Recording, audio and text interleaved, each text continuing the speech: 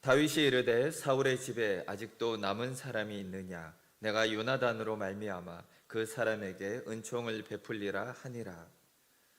사울의 집에는 종 한 사람이 있으니 그의 이름은 시바라. 그를 다윗의 앞으로 부르매 왕이 그에게 말하되 내가 시바냐 하니 이르되 당신의 종이니이다 하니라. 왕이 이르되 사울의 집에 아직도 남은 사람이 없느냐? 내가 그 사람에게 하나님의 은총을 베풀고자 하노라 하니 시바가 왕께 아뢰되 요나단의 아들 하나가 있는데 다리 저는 자니이다 하니라. 왕이 그에게 말하되 그가 어디 있느냐 하니 시바가 왕께 아뢰되 로드발 암미엘의 아들 마길의 집에 있나이다 하니라. 다윗 왕이 사람을 보내어 로드발 암미엘의 아들 마길의 집에서 그를 데려오니 사울의 손자 요나단의 아들 무비보셋이 다윗에게 나와 그 앞에 엎드려 절하매 다윗이 이르되 무비보셋이여 하니 그가 이르기를 보소서 당신의 종이니이다. 다윗이 그에게 이르되 무서워하지 말라. 내가 반드시 내 아버지 요나단으로 말미암아 내게 은총을 베풀리라. 내가 내 할아버지 사울의 모든 밭을 다 내게 도로 주겠고 또 너는 항상 내 상에서 떡을 먹을지니라 하니 그가 절하여 이르되 이 종이 무엇이기에 왕께서 죽은 개 같은 나를 돌아보시나이까 하니라. 왕이 사울의 시종 시바를 불러 그에게 이르되 사울과 그의 온 집에 속한 것은 내가 다 내 주인의 아들에게 주었노니 너와 내 아들들과 내 종들은 그를 위하여 땅을 갈고 거두어 내 주인의 아들에게 양식을 대주어 먹게 하라. 그러나 내 주인의 아들 무비보셋은 항상 내 상에서 먹을. 시바는 아들이 15명이요 종이 20명이라.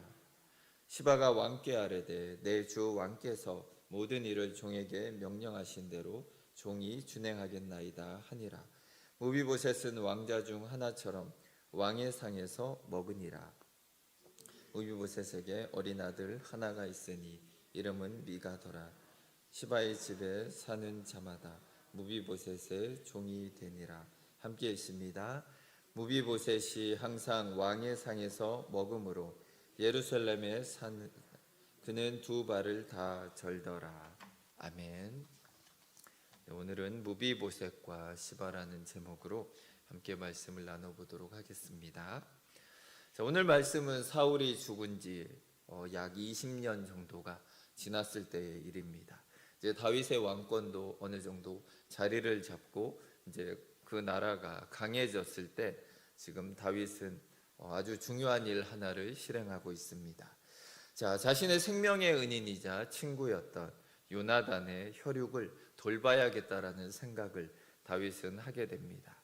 자, 그래서 다윗은 요나단의 아들 무비보셋을 데려다가 사울 가문의 땅을 되찾아주고 왕자처럼 대우를 해서 자기의 상에서 떡을 먹도록 식사를 함께 하도록 이렇게 조치를 취하게 됩니다.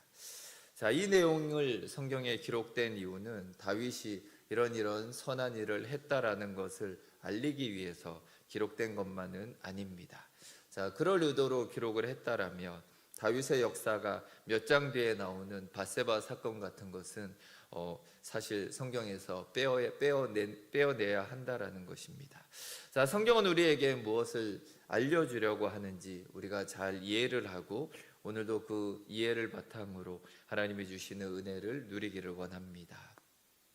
자, 다윗이 사울의 집에 남은 자들을 먼저 찾으려고 합니다.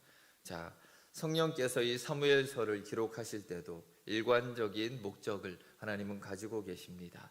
제가 지난번에도 언급했지만 다윗 언약이 구약에서는 가장 중요한 언약이다라고 말씀을 드렸습니다. 자, 하나님은 선지자들을 통해서도 계속해서 이 다윗 언약이 성취될 것이다를 약속을 하고 계십니다. 자, 오늘 다윗이 무비보셋을 이렇게 회복하는 사건도 그런 언약의 관점에서 우리가 보아야 한다라는 것입니다. 자, 먼저 1절을 보시면 이렇게 나옵니다. 다윗이 이르되 사울의 집에 아직도 남은 사람이 있느냐? 내가 요나단으로 말미암아 그 사람에게 은총을 베풀리라 하니라. 자, 지금 다윗은 분명하게 얘기를 합니다. 내가 사울의 집에 은총을 베푸는 이유는 요나단 때문이다. 이 부분을 분명히 언급을 합니다. 자, 우리가 사무엘상을 보면 사울이 다윗을 어떻게 하려고 했었는지 우리는 압니다. 그를 사위로 삼았지만 사실 그것은 다윗을 죽이려고 했던 그런 수많은 방법 중에 하나였습니다. 그는 눈앞에 있는 다윗에게 창을 던지기도 하였고, 또한 다윗을 죽이라고 사람들을 보내서 살해를 하려고도 했습니다. 자, 그때 요나단이 아버지 사울과의 관계가 악화되면서까지도 다윗을 보호하고 그가 도망칠 수 있도록 도와주는 것을 우리는 보게 됩니다. 자, 그래서 다윗은 내가 이 요나단 때문에 내가 그의 가족에게 은총을 베풀겠다라고 말을 하고 있습니다. 물론 도의적으로도 다윗은 그런 은혜를 베풀고자 하는 마음이 있었을 것입니다. 그런데 오늘 다윗이 말한 은총이라는 단어는 우리가 많이 들어봤던 헤세드라는 단어를 성경은 사용하고 있습니다. 자, 은혜라는 의미를 가진 히브리 단어들이 몇 가지가 있습니다. 근데 그 중에 헤세드라는 단어는 두 가지 상황에서 주로 사용이 됩니다. 첫 번째는 약속과 관련된 은혜를 말할 때 헤세드가 사용되고, 두 번째는 무조건적인 은혜라는 의미가 있을 때 헤세드를 보통 사용을 합니다. 다윗이 은총을 베풀겠다라는 말 속에는 내가 요나단과 했던 약속, 그 언약으로 인해서 나는 은혜를 베풀겠다라는 뜻이 담겨져 있다라는 것입니다. 자, 그렇다면 다윗과 요나단 사이에 맺은 언약이 있었다라는 것입니다. 자, 이 언약은 사무엘상 20장에서 나오게 됩니다. 다윗이 사울에게서 도망쳐 나올 때 요나단이 다윗에게 이렇게 나와 약속을 하자라고 합니다. 하나님이 너를 왕으로 세우실 것이다. 그때 나를 생각해서 내 가족들에게 은혜를 베풀어 달라. 이렇게 약속을 하게 됩니다. 다윗이 그렇게 요나단과 하나님 앞에서 언약을 맺고 그들은 헤어지고 다시는 만날 수가 없었습니다. 그 언약대로 다윗이 왕이 되었고, 이제는 다윗이 그 언약의 뒷부분을 지켜야 할 때가 된 것입니다. 자, 오늘 망한 무비보셋이 이 언약으로 인해서 그는 다시금 영광을 얻게 되는 것을 성경은 기록하고 있습니다. 자, 그것처럼 다윗의 후손을 통해서 하나님의 언약을 하나님은 반드시 지키실 것이다라는 확신을 성경을 읽고 있는 모든 이스라엘 민족에게 하나님은 말씀하고 싶어 하신다라는 것입니다. 특히 바벨론 포로의 삶을 살았고 또한 로마 제국의 식민지로 있었던 이스라엘 사람들에게 반드시 다윗의 자손이 와서 너희들을 구원할 것이다라는 그 약속을 믿고 그들이 계속해서 메시아를 기다릴 수 있게 하셨다라는 것입니다. 자, 안타까운 것은 예수님이 오셨지만, 그리고 그 구원을 십자가에서 이루셨지만 그들은 그것을 믿지 않았다라는 것입니다. 자, 우리에게는 오늘 이 성경 말씀을 통해서 우리의 구원이 더욱더 분명하고, 내가 정말로 구원을 받았구나, 정말 예수님으로 말미암아 내가 이 은혜를 누리는구나, 더욱더 이것을 우리에게 확신시켜 준다라는 것입니다. 자, 요나단의 아들 무비보셋과 사울의 종 시바에 대한 부분들을 우리가 살펴보기 원합니다. 자, 우리 먼저 시바가 어떤 사람인가 좀 살펴봅니다. 자, 먼저 다윗이 시바를 찾았습니다. 자, 아마 시바가 다윗 앞에 불려갔을 때 아마 그의 마음이 철렁했을 것입니다. 자, 그가 사울의 손자를 찾아내서 혹시 다윗을 죽이지 않을까, 이런 걱정은 그의 마음속에 아마 하나도 없었을 것입니다. 자, 새 권력자가 왕좌에 앉으면 이존 왕조의 가문들을 죽이고 그들의 재산을 뺏는 것, 이것은 고대 사회에서 또한 우리나라의 예전의 국가들에서도 동일하게 흔하게 벌어졌던 일입니다. 자, 그런데 사울 왕이 죽은 이후 벌써 20년 정도의 시간이 흘렀습니다. 그동안 시바라는 이 사람은 사울 가문의 농토와 재산을 관리하면서 자기 것처럼 거기에서 부를 누리고 힘을 축적하고 있었던 것 같습니다.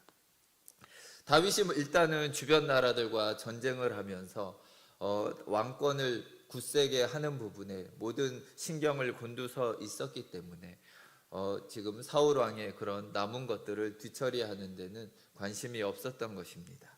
자, 오늘 10절을 보시면 시바를 이렇게 성경은 소개합니다. 그에게 아들이 15명이 있었고 종도 20명이나 있었다라고 소개를 합니다. 자, 이 정도로 나오는 종이라면 사실 종이라고 부를 수 없을 정도라는 거죠. 어느 정도의 세력을 가지고 있었고 예전으로 보면 호족과 같은 어느 정도 그런 신분을 가지고 있는 위치에 그는 해당이 되는 것입니다. 자, 시바는 주인의 재산권을 가지고 자기 가문을 크게 키웠다라는 것을 우리는 쉽게 추측할 수가 있습니다. 또한 그가 얼마나 약삭빠른 사람이었고 또한 머리를 굴리는 게 빠른가 오늘 본문에서도 우리는 보게 됩니다.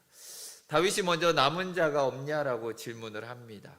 그러다 시바는 간단하게 두 가지 이야기만을 다윗에게 던지고 있습니다. 첫째는 요나단의 아들이 한 명이 있다. 그런데 두 발을 다 저는 사람이다. 아주 간단하게 자기가 많은 걸 알고 있지만 그것을 다 말하지 않고 정말 간단한 이야기만을 합니다. 그 이유가 4장에서 잠깐 나옵니다. 요나단의 아들이 한 명이 있기는 있는데 두 발을 다 전다. 그가 다리를 저는 이유가 4장에서 등장을 합니다. 사울 왕과 요나단이 브레셋에게 패하고 모두가 전사했다는 소식을 유모가 듣게 되자 어떻게 하든 아들을 살리기 위해서 요나단의 아들을 무비보셋을 품에 안고 도망가다가 그만 아기를 떨어뜨리는 사건이 발생을 합니다. 그래서 두 발을 다 절게 되었다라고 성경은 그 부분에 대해서 얘기를 하고 있습니다. 자, 시바는 무비보셋이라는 이름도 말을 하지 않고 그냥 두 발을 저는 장애인이니까 신경 쓸 필요가 없다. 당신을 대적할 만한 그런 인물이 못 된다라는 의미를 담고 이렇게 말을 하는 것입니다. 자, 다윗의 생각을 그는 유도하고 있는 것입니다. 그 사람을 좀 신경 쓰지 않아도 되니까 거기에 너무 신경 쓰지 말라라는 그런 의미를 담고 있습니다. 자, 무비보셋은 로드발 암미엘의 아들 마길의 집에 숨어서 살고 있었습니다. 또한 그 장소 또한 이스라엘의 중심과는 멀리 떨어져 있는 요단강 동편 길르앗 땅 변방에 있었다라는 것입니다. 그러니까 이스라엘의 가장 먼 곳으로 도망을 쳐서 살고 있었던 것입니다. 그래서 시바는 다윗이 그런 무비보셋을 신경 쓰지 않기를 바랬습니다. 왜냐하면 자기가 지금까지 살아왔던 거, 누려왔던 거 이런 것들을 빼앗기고 싶은 마음은 없었다라는 것입니다. 그런데 상황은 시바가 원했던 것과는 다르게 흘러가고 있습니다. 다윗은 사울의 모든 땅을 내가 무비보셋에게 돌려줄 거다. 모든 재산을 그에게 회복시켜 주겠다라고 말을 하고 있습니다. 또한 시바와 그의 가족들은 그 땅을 대신 경작하고 무비보셋의 집을 섬겨라. 다시금 종으로 이들은 그 삶을 살아가야 하는 것입니다. 20년 동안 자기 것으로 여겼던 재산이 하루아침에 다시 주인의 집으로 돌아가게 된 것입니다. 그러나 시바는 복종할 수밖에 없는 것입니다. 왕의 명령이었기 때문에 그는 순종하는 것처럼 또한 말을 합니다. 그러나 악인의 탐욕이 여기서 끝나지 않습니다. 나중에 뒤쪽에서 또한 또 다른 사건을 시바는 일으키는 것을 보게 됩니다. 자, 이제 우리는 또한 무비보셋에 대해서도 한번 살펴봅니다. 자, 그는 왕자로 태어났습니다. 그러나 가문의 불운에 휩싸여서 그의 인생은 완전히 망가진 것처럼 보입니다. 사울왕의 왕조가 이어졌다면 요나단이 아마 두 번째로 왕이 되었을 것이고 그 요나단의 아들인 자신은 세 번째 왕이 되었을 것입니다. 자, 무비보셋은 자기가 잘못한 것도 아니지만 그의 할아버지 사울이 하나님께 죄를 짓고 또한 아버지도 잃어버리고 가문은 몰락하고 자기 자신은 두 다리를 다 절게 돼버린 정말 이런 가슴 아픈 상황을 그는 맞닥뜨리게 된 것입니다. 또한 지금도 남의 집에서 숨어 살아야 하는 그런 서글픈 처지에 아마 몸도 마음도 병들어서 살아가는 그런 삶을 그는 살고 있었을 것입니다. 역대상을 보면 무비보셋의 이름을 또 다른 이름으로 무립바알이라고 성경은 기록하고 있습니다. 자, 그의 이름이 이렇게 두 개가 있는 이유가 아마 우리는 무비보셋이 어쩌면 이름까지 바꾸고 숨어서 살았을 수도 있다라고 생각할 수도 있다라는 것입니다. 자, 새로운 정권이 들어서자 왕의 후손인 자기가 언제 죽을지 모른다라는 생각을 아마 그는 하면서 살았을 것입니다. 자, 그는 몸의 장애만 있는 것이 아니라 정신적으로도 많은 상처를 가지고 있었고, 여전히 그 상처가 그를 찌르고 있는 불쌍한 삶을 그는 살고 있었을 것입니다. 그런 가운데 그래도 20년 동안 안주하면서 살고 있었는데, 다윗이 자기를 찾는다라는 전령이 그를 찾아오게 됩니다. 자, 다윗이 자기를 찾는다라는 소식을 듣고 과연 얼마나 무서웠을까 생각을 해봅니다. 12절을 보시면 무비보셋에게 또한 미가라는 어린 아들이 있었다라고 성경은 말합니다. 자, 무비보셋은 장애가 있어서 왕이 될 수 없다라고 해도 아들 미가는 여전히 왕손이라는 것이 현실이라는 것입니다. 아들의 운명까지도 걸려 있는데 과연 내가 다윗 왕에게 불려가서 과연 어떤 일이 생길까? 그의 마음에 불안함과 두려움과 초조함이 아마 가득했을 것으로 생각이 됩니다. 자, 그런데 그가 다윗 앞에 섰을 때 다윗은 그에게 마치 인자한 아버지처럼 그에게 말을 하게 됩니다. 7절을 보시면 다윗이 그에게 이르되 무서워하지 말라. 내가 반드시 내 아버지 요나단으로 말미암아 내게 은총을 베풀리라. 자, 그리고 가문의 땅을 법적으로 무비보셋에게 모두 되돌려 주는 것을 보게 됩니다. 자, 이스라엘 사람들에게 땅을 소유하는 것은 또 다른 의미가 있습니다. 그들이 하나님의 백성이다라는 것을 상징하는 의미가 있습니다. 토지가 없다라면 하나님 나라의 영주권이 없는 것과 마찬가지라는 것입니다. 그래서 가난해서 토지를 남에게 팔았을지라도 50년이 지나게 되면 되돌려주라는 희년제도가 이스라엘에게는 존재했던 것입니다. 자, 사울 왕이 다윗 왕조를 세우려는 하나님 나라의 대역 죄인이 되어서 죽었기 때문에 사울 왕의 모든 토지가 사라지고 그의 모든 기업이 완전히 사라졌던 것입니다. 그런데 다윗이 그 모든 것을 돌려주는 것을 우리는 보게 됩니다. 또한 다른 왕자들처럼 왕의 식탁에 앉아서 함께 왕과 식사를 할 수 있는 위치로 그는 바뀌게 됩니다. 자, 무비보셋의 모든 것이 완전히 회복된 것을 우리는 보게 됩니다. 20년간 하나님 나라의 반역자의 후손으로 숨죽이면서 살다가 그의 모든 상황이 한 번에 이렇게 반전되는 것을 보면서 무비보셋은 어떤 마음이 들었을까 생각을 해봅니다. 8절을 보시면 그가 절하여 이르되 이 종이 무엇이기에 왕께서 죽은 개 같은 나를 돌아보시나이까 하니라. 다윗을 그토록 죽이려고 했던 그의 할아버지 사울의 이야기를 아마 무비보셋은 잘 알고 있었을 것입니다. 그렇기 때문에 다윗을 미워할 수도 없는 그런 마음을 그는 가지고 있었을 것입니다. 원수의 후손인 자기는 죽은 개와 같다라고 지금 그는 고백을 하고 있습니다. 우리말에도 비슷한 말이 있습니다. 개만도 못하다라는 이런 표현을 씁니다.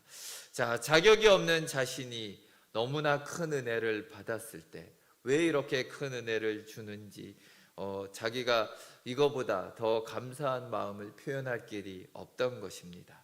정말 죽은 개 같은 자기를 왜 이렇게 돌아보십니까? 라는 그런 감사함과 고마움을 고백하고 있는 것입니다.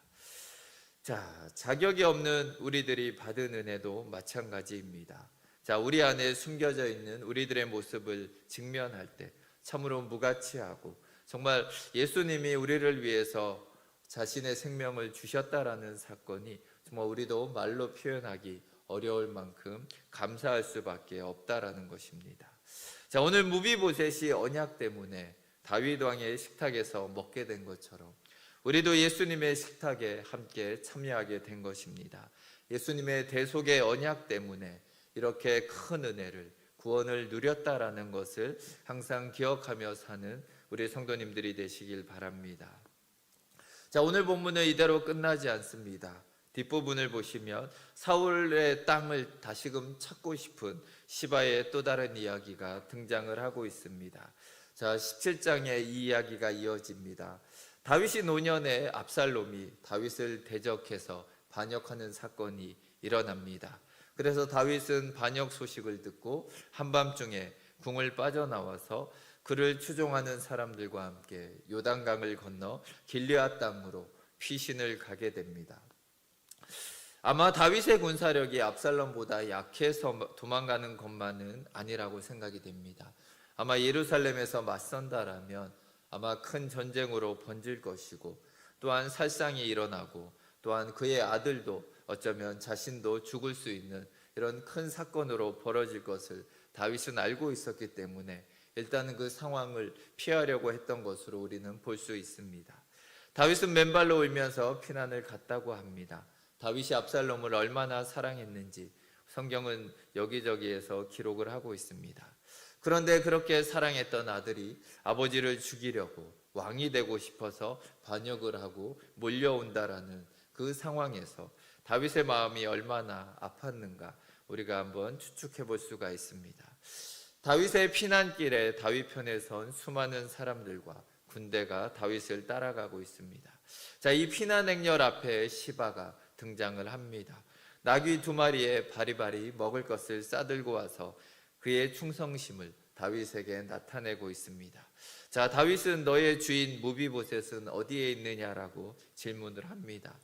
그러자 시바가 하는 말이, 무비보셋은 지금 이 상황이 사울 왕조를 다시금 세울 수 있는 기회다라며 예루살렘에 머물러 있다라고 얘기를 합니다.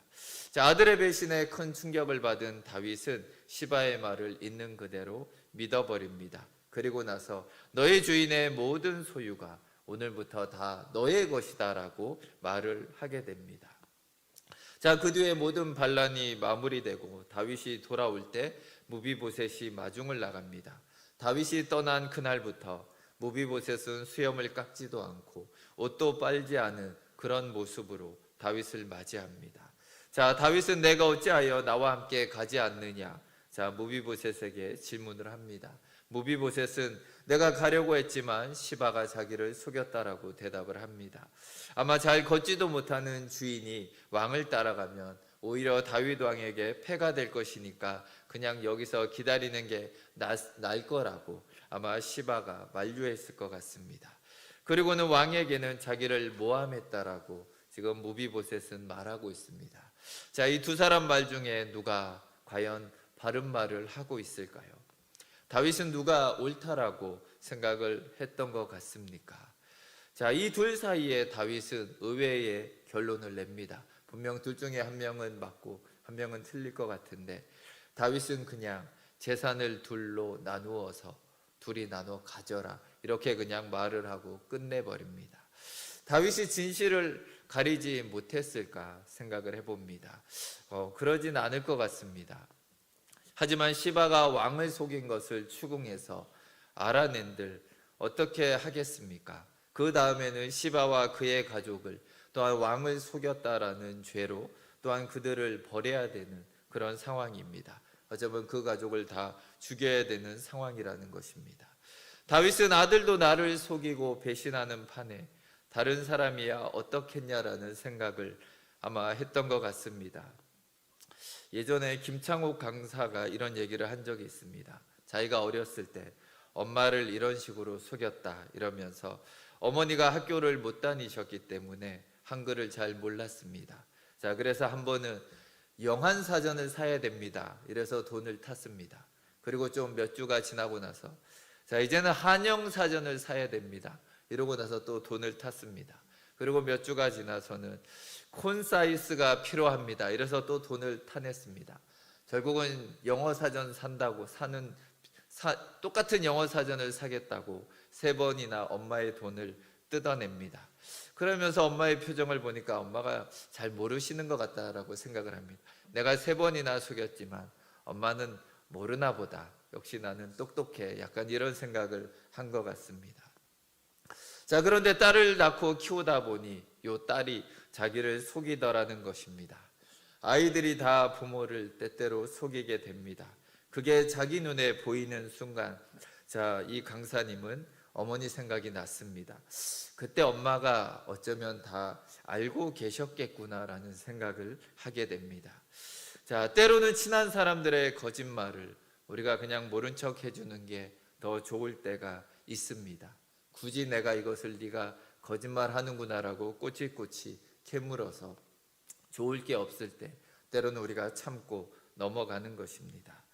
우리가 사소한 문제까지 따져서 가족과 친구들과 그 사람들에게 진실을 밝혀내도 우리가 그들을 고칠 수가 없다라는 것입니다.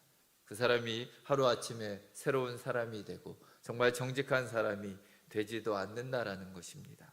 또한 사람은 누구나 다 실수를 합니다. 우리도 때로는 누구를 배신할 때도 있다라는 것입니다. 그도 저도 다 잘라내며 결국 우리는 혼자서 이 땅을 살아가야 하는 것입니다. 자, 오늘 다윗이 시바와 무비보셋에게 내린 판단을 우리가 의미 있게 생각할 필요가 있습니다. 다윗은 시바와 같은 사람도 그냥 하나님의 백성 가운데 살아가도록 그에게 기회를 준 것입니다.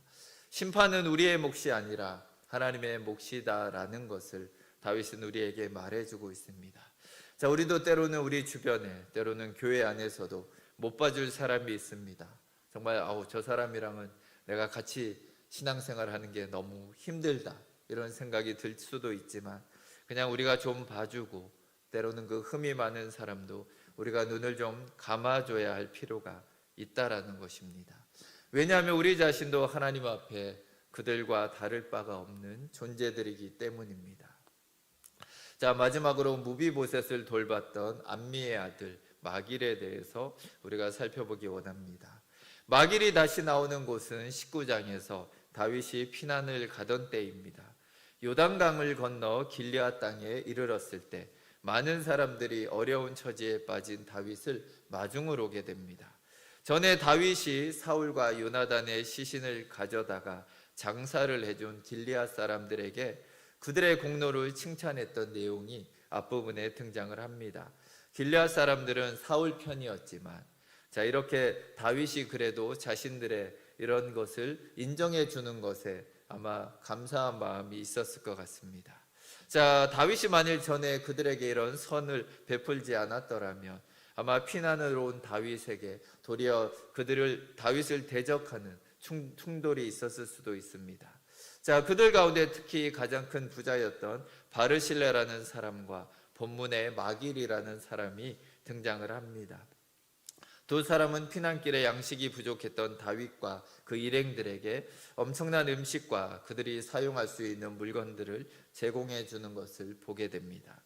자, 사실 마길은 무비보셋이 왕궁으로 불려갔을 때 얼마나 마음고생을 했는가 우리가 또한 생각을 해볼 수 있습니다. 사울의 남은 혈육이 다윗 왕에게 불려갔습니다. 과연 어떻게 될까? 아마 그의 생각 속에는 10중8구 다윗이 그를 죽이지 않을까라는 생각을 했을 것입니다. 어쩌면 원수의 자식을 돌봤던 자기 자신도 아마 죽임을 당할 수도 있고 아니면 벌을 받을 수도 있다라는 그런 두려움이 마길의 마음속에 있었다라는 것입니다.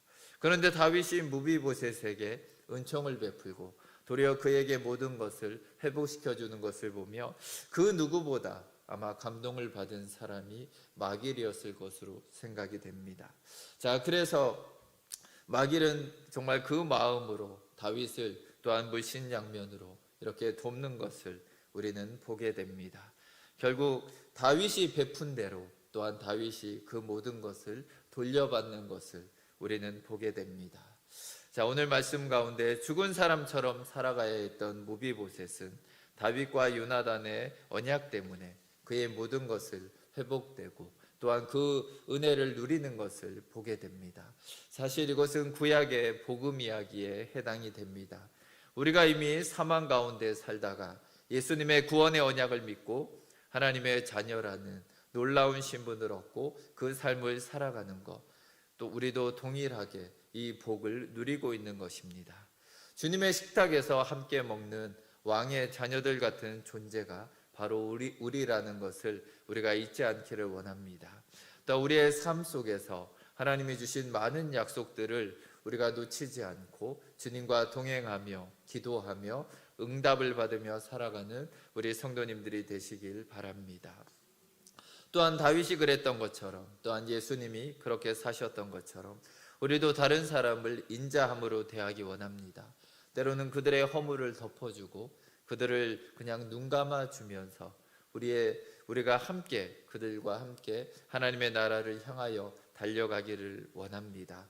우리 곁에 수많은 사람을 우리가 용납하며 그들과 함께 우리가 이 길을 걸어가기를 원합니다. 하나님은 우리가 베푼 사랑을 우리에게 동일하게 되돌려 주신다라는 것을 기억하기 원합니다. 그것을 믿고 계속해서 우리 주변에 하나님의 사랑을 베풀며 살아가는 동작중앙교회의 성도님들이 되시길 주의 이름으로 축원드립니다. 함께 기도하시겠습니다. 하나님 아버지 감사합니다. 정말 버림받을 수밖에 없었고 정말 죽어도 마땅했던 무비보셋을 다윗은 불러서 도리어 그에게 은혜를 베풀고 그의 모든 것을 회복시켜 주는 것을 오늘 말씀 가운데 보게 됩니다. 정말 우리도 그렇게 버림받을 수밖에 없었고 또한 죽어 있었던 우리의 영혼을 예수 그리스도의 사랑과 은혜로 말미암아 우리를 불러주시고 하나님의 자녀로 삼아주셨음을 다시금 감사를 드립니다. 하나님, 이렇게 놀라운 은혜를, 큰 은혜를 받았지만 우리는 여전히 우리의 눈으로 다른 사람들을 판단하고 정말 그들을 비판하고 그들을 눈 감아주지 못하는 그런 옹졸한 마음을 가지고 있음을 고백합니다. 하나님, 정말 우리가 다윗처럼 때로는 예수님처럼 이 땅을 살아가면서 하나님, 때로는 그들의 모든 허물을 들춰내는 것이 아니라 덮어주기 원합니다. 그들의 약함을 우리의 강함으로 덮어주고 도리어 그들에게 손을 내밀고 우리가 함께 걸어가기 원합니다. 하나님, 우리 동작중앙교회의 모든 성도님들이 그렇게 사랑의 띠로 하나 되어서 정말 나와 다르지만 내가 볼 때 저 사람이 부족한 게 있지만 도리어 그 모든 것을 감싸 안으며 서로가 서로를 도와주며 함께 하나님의 나라를 위하여 달려가는 동작중앙교회가 되게 하여 주시옵소서. 감사드리며 주 예수 그리스도 이름으로 기도드립니다. 아멘.